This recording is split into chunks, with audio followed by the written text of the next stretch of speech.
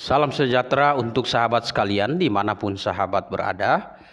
Pada kesempatan ini saya akan gunakan waktu saya untuk menanggapi sebuah video ceramah yang di dalamnya berisi satu kesaksian iman dari Kainama, apa yang mendorong dia berpindah keyakinan.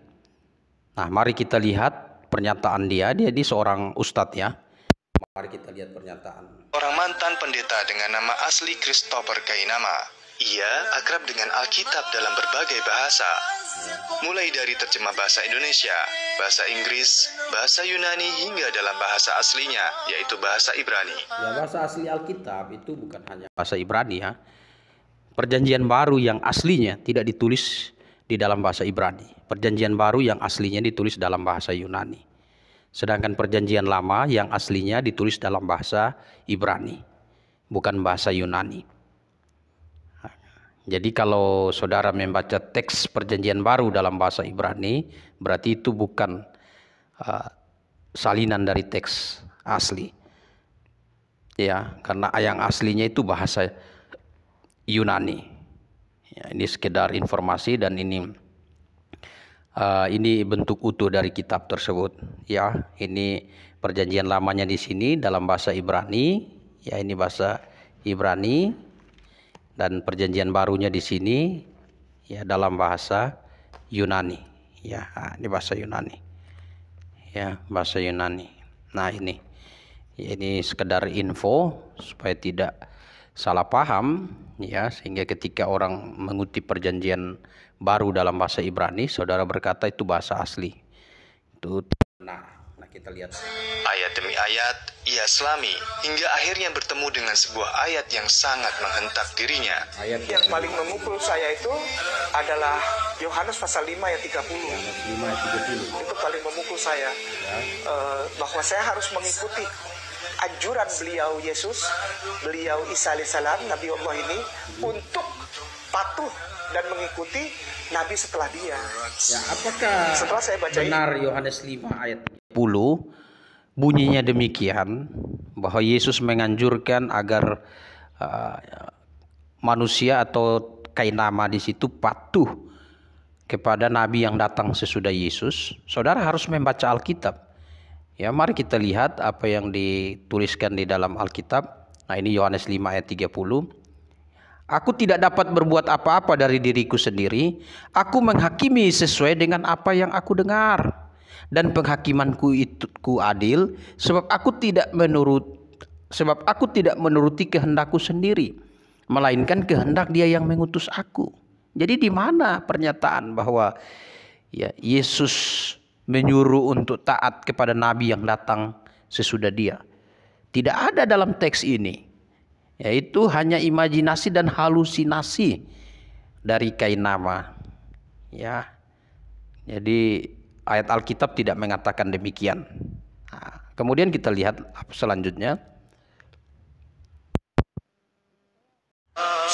Tadinya saya masih, dia memberitakan bahwa akan ada nabi gitu. Tapi saya tidak kita anggap gitu ini lewat saja. Ini halusinasi saja. Gitu ya. Karena ayatnya tidak aku tetap sama dia aja gitu. Tapi setelah baca ini, apa katanya Ustaz? Setelah baca baru dia sadar ayatnya tidak begini. Nah, udah. Aku tidak dapat berbuat apa-apa. Berarti kalaupun aku ikutin dia, tidak ada cara lain. Aku harus ikut yang dia bilang tadi. Dia. Tadi Yesus menyuruh dia untuk taat. Nah, ini terbolak-balik sekarang ya pernyataannya. Karena sesudah dia baca ayat tersebut, dia sadar bahwa bunyi ayat tersebut tidak sesuai dengan imajinasi dan halusinasi yang dia ucapkan tadi sebelumnya. Ya, kita lihat lanjutannya. Ia yang akan datang. Dia akan mengajarkan kamu, akan mengembalikan kamu kepada seluruh kebenaran. Yang aku ikuti sebagai Tuhan dan Juru Selamat ini, bahkan dia bilang aku tidak dapat berbuat apa-apa. Apa Ustaz? Aku tidak dapat berbuat apa-apa. Aku tidak dapat berbuat apa-apa dari. Ya, Yesus menyatakan dirinya dalam konteks Yohanes 5 ayat yang ke-30. Ini sebenarnya Yesus sedang menyatakan dirinya sebagai pribadi Allah. Ya, pribadi Allah Tritunggal. Ya. Jadi semua yang dikerjakan Yesus itu berasal dari Bapa. Karena mereka adalah satu kesatuan. Yesus dan Bapa itu satu. Ya.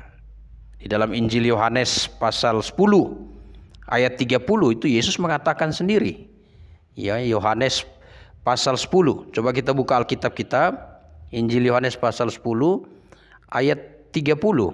Ya, kita bisa lihat Alkitab kita. Nah, aku dan Bapa adalah satu.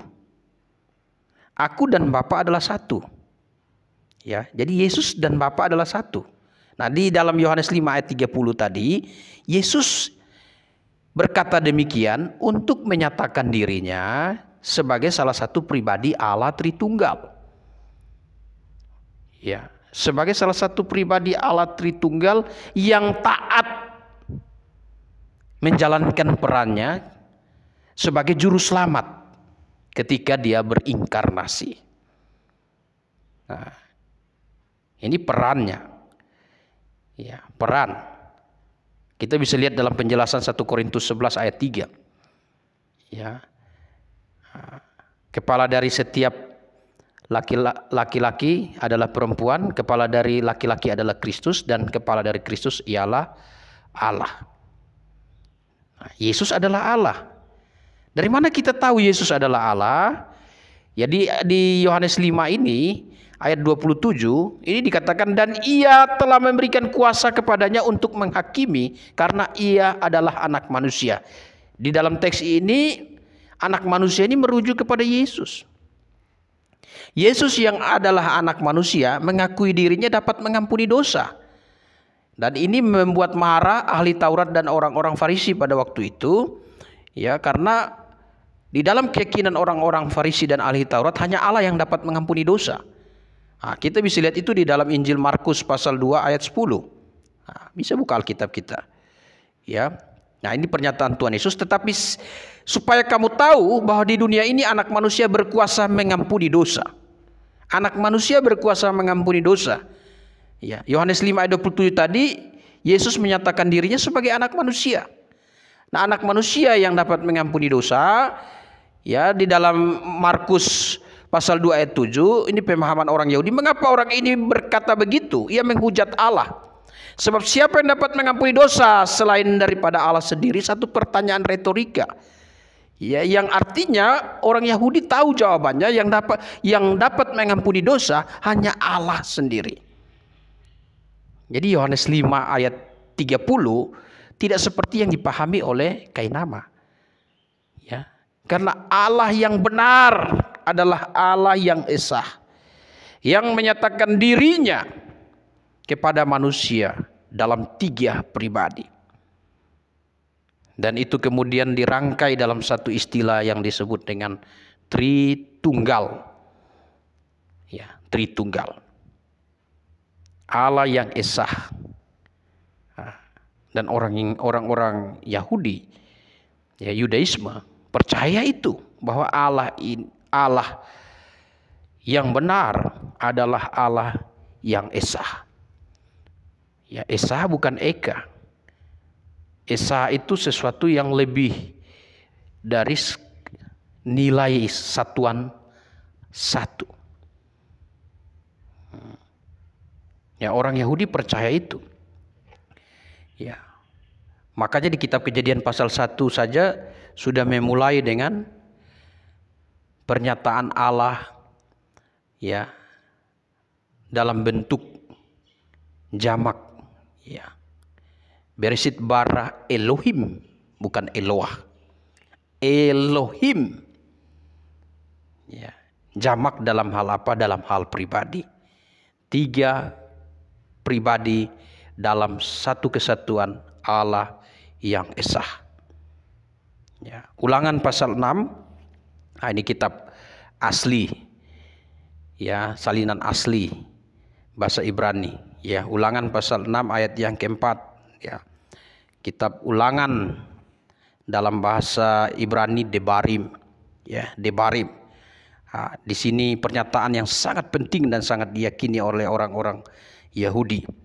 Sama Israel, Yehova Elohinu, Yehova Ehad. Dengarlah hai Israel, Tuhan Allahmu, Tuhan itu Esa. Ya, Tuhan itu Esa. Esa yang menyatakan diri dalam 3 pribadi. Jadi pernyataan Yesus Kristus ya di dalam Injil Yohanes pasal 5 ayat yang ke-30 sama sekali tidak seperti yang dipahami oleh Kainama, ya. Nah, tidak sama seperti yang dipahami oleh Kainama. Ya, mari kita dengarkan lanjutan video pernyataan ini karena masih ada. Diriku sendiri, aku menghakimi sesuai dengan apa yang aku dengar, dan penghakimanku adil, sebab aku tidak menuruti kehendakku sendiri, melainkan kehendak Dia yang mengutus aku. Dia utusan, mentok Ustaz, mentok saya. Yesus yang aku agungkan, bahkan aku diampuni dosaku, ternyata dia tidak bisa berbuat apa-apa. Bukan saya yang bilang, beliau, dan aku masih cinta sama beliau. Dan semua orang muslim di seluruh jagat raya ini memuliakan Isa kok. Cinta sama dia. Sampai dibilang Isa ibnu Maryam, Isa Rasulullah, Isa Nabi Allah, Isa alaihi salam, Isa al-Masihu, dimuliakan habis-habisan. Karena dia fair. Dia bilang, aku tidak bisa berbuat apa-apa dari diriku sendiri. Terus kamu apa dari aku? Ikutilah dia yang akan datang setelah aku, yang akan menuntun kamu kepada seluruh kebenaran. Namanya Muhammadin. Dia dapat kitab dan dia tidak dapat membaca. Seluruh kebenaran. Dan kuncinya Namanya Muhammadim. Ini ngarang, ya. Karena yang dimaksud oleh Yesus Kristus itu ya bukan Muhammadim, tetapi yang dimaksud Yesus Kristus itu adalah roh kebenaran atau Roh Kudus. Nah, pernyataan Kainama tersebut ada di dalam Yohanes pasal 16 ayat 13. Ya. Nah, coba kita lihat Yohanes 16 ayat 13. Nah, ini dikatakan, tetapi apabila ia datang, yaitu roh kebenaran, bukan Muhammadim, ia akan memimpin kamu ke dalam seluruh kebenaran. Sebab ia tidak akan berkata-kata dari dirinya sendiri. Ya, ini garis bawahi. Sebab ia tidak akan berkata-kata dari dirinya sendiri. Nah, ini hampir sama pernyataannya dengan Yohanes 5 ayat 30. Ya. Ini menyatakan bahwa ini pribadi Allah juga. Roh kebenaran ini adalah salah satu pribadi Allah. Allah yang esa, yang taat menjalankan perannya. Ya, untuk memimpin kamu ke dalam seluruh kebenaran, tetapi segala sesuatu yang didengarkannya itulah yang dikatakannya, dan ia akan memberitakan kepadamu hal-hal yang akan datang, ya, yaitu roh kebenaran. Alkitab Perjanjian Baru ditulis dalam bahasa Yunani, bukan bahasa Ibrani, harus dipahami. Dan bahasa Yunaninya itu bukan Muhammadim. Coba kita lihat bahasa Yunaninya. Ya. Nah, dikatakan di situ ini ya. Ya, di situ dikatakan to pneumates aleteias. To pneumates aleteias, bukan Muhammadim. Ya, itu roh kebenaran. Yang dimaksud di sini adalah Roh Kudus. Yesus sudah menjanjikan bahwa Roh Kudus akan datang. Ya, dia roh penolong, dia roh kebenaran. Nah, jadi dia bukan Muhammadim. Ya, tetapi dia adalah Roh Kudus yang dimaksud oleh Yesus Kristus. Jadi kita perhatikan bahwa bangunan iman yang dibangun oleh Kainama, selagi dia menjadi orang Kristen, dia berada di tempat yang salah. Ya, di dalam kekristenan yang salah. Bahkan saya mencurigai Kainama belajar teologi liberal. Dia tidak belajar teologi yang alkitabiah. Ya, dia tidak berasal dari sekolah teologi fundamentalis, tapi dia berasal dari sekolah teologi liberal yang pada akhirnya menjadi kebanyakan dari mereka ya menjadi filsuf dan bahkan ada yang menjadi ateis. Saudara yang saya kasih dalam Tuhan, coba kita lihat lagi, masih ada yang perlu ditangkap. Oke.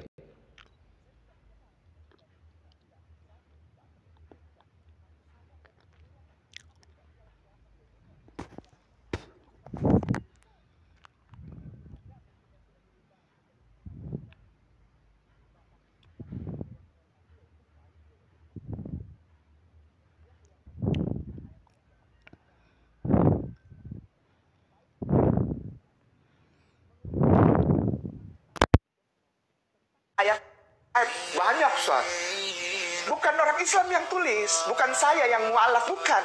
Yang bilang ada ayat-ayat sisipan, ayat-ayat palsu, ayat-ayat yang dibuang, itu justru Paus Benediktus 16. Gitu ya. Kesadaran Ya baik. Sebenarnya bukan hanya Paus Benediktus. Kalau dia betul-betul seorang yang belajar teologi, ya harusnya dia tahu bahwa naskah-naskah Alkitab itu sudah ada upaya pemalsuan teks-teks Alkitab. Tetapi ada teks yang dipelihara Allah. Ya, yang Perjanjian Lama punya teks yang dipelihara itu namanya Masoretic Hebrew Text. Perjanjian Baru yang dipelihara itu Textus Receptus. Ya. Jadi saya juga meragukan dia belajar di tempat sekolah teologi yang mana, sehingga dia juga tidak paham bahwa teks-teks Alkitab yang hari ini ada di tangan orang Kristen, ya, itu juga ada upaya pemalsuan. Dan itu bisa dibuktikan mana asli mana palsu. Itu lewat pembelajaran, ada belajar teks-teks ya Alkitab. Di dalam studi-studi sekolah teologi fundamental itu ada. Ya, dan itu mata kuliah khusus yang disebut dengan mata kuliah textual criticism. Belajar. Ya. Nah, jadi bukan hanya Paus Benediktus. Jadi tidak perlu kayak nama berupaya untuk meyakinkan orang. Nah, dan kami para gembala dan para pemimpin Kristen fundamentalis, ya, kami belajar ini Alkitab bahasa Indonesia, ini apografa. Kami belajar membaca dari bahasa Indonesia dan juga bahasa asli, ya, dan kami tahu mana teks aslinya dan mana teks yang sudah dipalsukan. Berdasarkan apa? Data sejarah, bukti sejarah. Nah, dari manuskrip yang kami pelajari, ya, jadi bukan hanya Paus Benediktus, ya, seperti pernyataan Kainama kalau itu benar, tapi jauh sebelumnya sudah terjadi itu tahun 1886 ya, itu dua orang sarjana dari Cambridge University namanya Westcott dan Holt berusaha untuk memalsukan teks Alkitab salinan asli Perjanjian Baru dengan mengedit sebuah kitab yang dinamakan critical text. Nah, ini sedikit informasi kepada Kainama. Ya. Nah.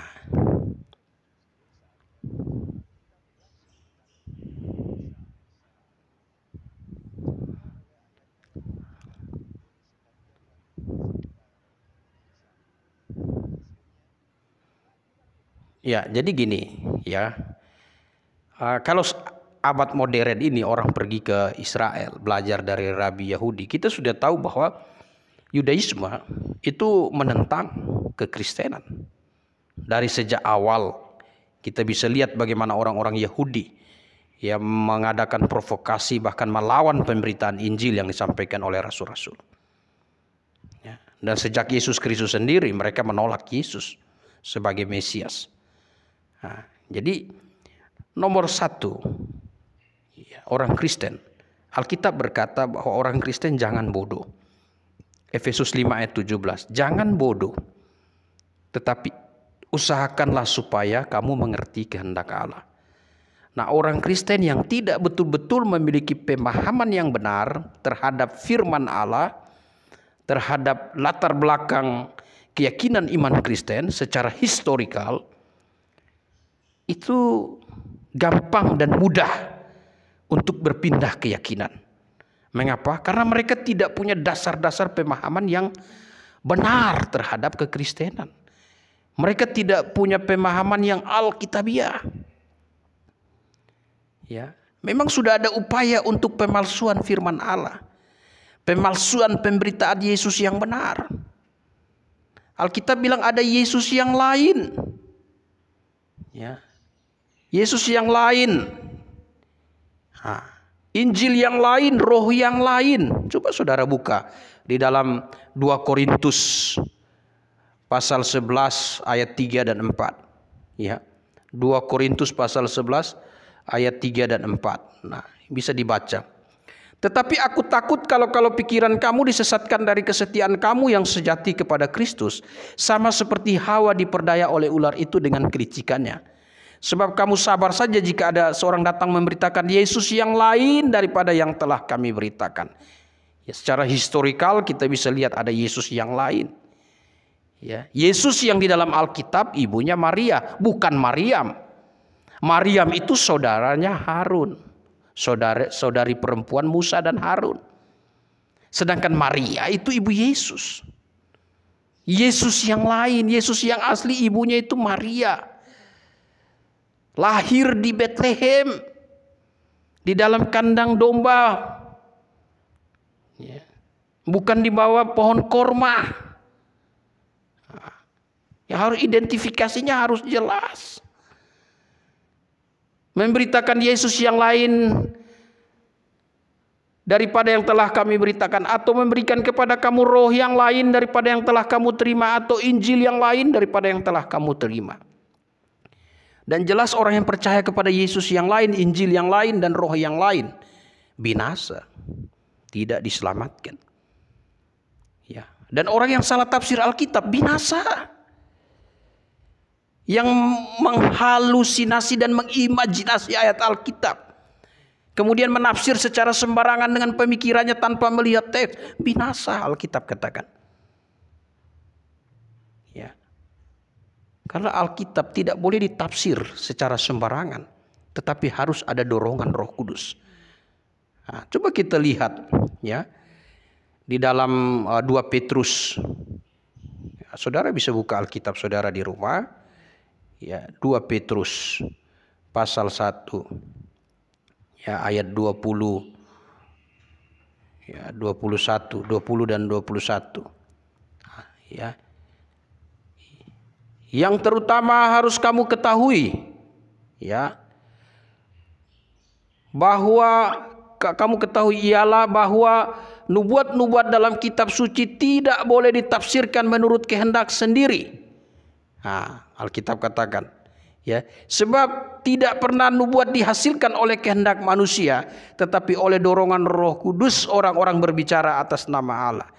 Sebab tidak pernah nubuat dihasilkan oleh kehendak manusia.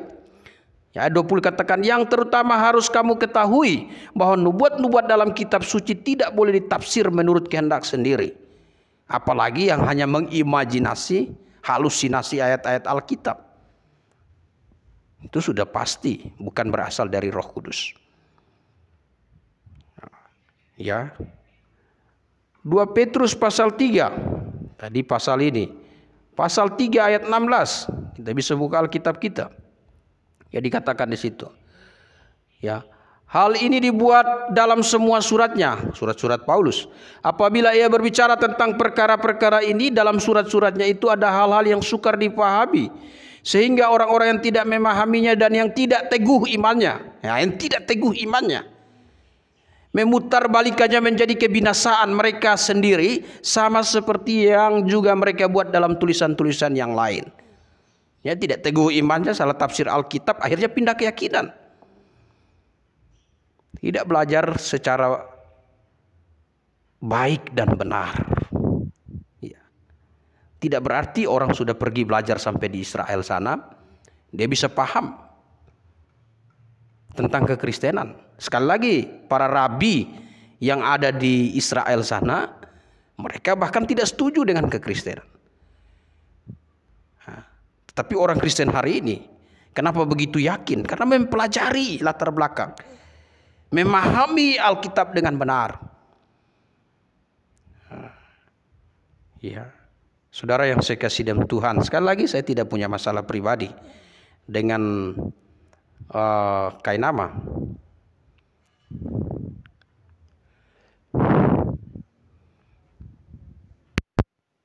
Jadi pernyataan pendapat. Justru saya makin kacau karena apa? Orang Yahudi nggak ada yang berespek. Salah dia berpatok. Mereka kelas kepala padahal mereka tahu. Coba kita dengar. The Holy Scripture of Muslimin is the real Holy Scripture. Is the word of God. Be careful for your mouth. Baik, ini selanjutnya kesaksian-kesaksian yang dibuat oleh Kainama, dan saya melihat bahwa ketika seseorang sudah tidak jujur di salah satu hal, maka hal-hal selanjutnya perlu kita buktikan kebenarannya. Siapa yang mengerti, siapa yang tahu, ya, tentang hal itu.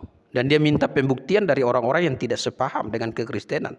Harusnya dia melakukan penggalian historis, dan dia harus memahami latar belakang kekristenan, bahwa dalam kelompok Kristen ada 3 kelompok, yaitu liberal, injili, dan fundamentalis. Yang betul-betul berakar kepada kebenaran firman Tuhan yang alkitabiah adalah kelompok Kristen fundamentalis. Nah, jadi apa yang dinyatakan Kainama, sekali lagi, jangan sampai ada orang Kristen yang terpengaruh dan dibodoh-bodohin, ya. Tapi berupayalah untuk mempelajari Alkitab dengan sungguh-sungguh. Alkitab katakan, jangan kamu bodoh, Efesus 5 ayat 17. Tetapi usahakanlah supaya kamu mengerti kehendak Allah. Ya, ingat baik-baik, jangan bodoh, jangan tidur saat belajar Alkitab. Nah, jangan malas belajar Alkitab, ya, sehingga bodoh tidak boleh, ya. Sebab itu janganlah kamu bodoh, tetapi usahakanlah supaya kamu mengerti kehendak Tuhan. Ada orang yang marah dengan saya, jangan bilang orang Kristen lain bodoh. Ya, saya tidak mengatakan, tetapi ini satu nasihat dan teguran Rasul Paulus kepada orang Kristen. Karena yang disebut dengan murid Yesus yang sejati adalah orang-orang yang belajar kebenaran. Yohanes pasal 8 ayat 31 ya sampai 32. Saudara bisa buka Alkitab saudara. Injil Yohanes pasal 8 ya ayat 31 dikatakan di situ, ya, maka katanya kepada orang Yahudi yang percaya Yesus, jikalau kamu tetap dalam firman-Ku, kamu benar-benar adalah murid-Ku. Murid, tugas murid belajar, dan kamu akan mengetahui kebenaran, dan kebenaran itu akan memerdekakan kamu. Perlu belajar Alkitab, memahami dengan benar, sehingga iman tetap teguh. Tidak seperti yang lain, imannya tidak teguh, ya, tafsir ayat Alkitab sembarangan, lalu menyimpulkan, lalu berpindah keyakinan. Sebabnya orang Kristen perlu dituntun dalam pengajaran yang benar, dan itu harus dimulai dari sikap hati yang mengejar kebenaran, mencari kebenaran. Orang yang mengejar dan mencari kebenaran pasti merindukan gereja yang alkitabiah. Demikian penyampaian saya. Salam sejahtera, Tuhan Yesus menyertai kita.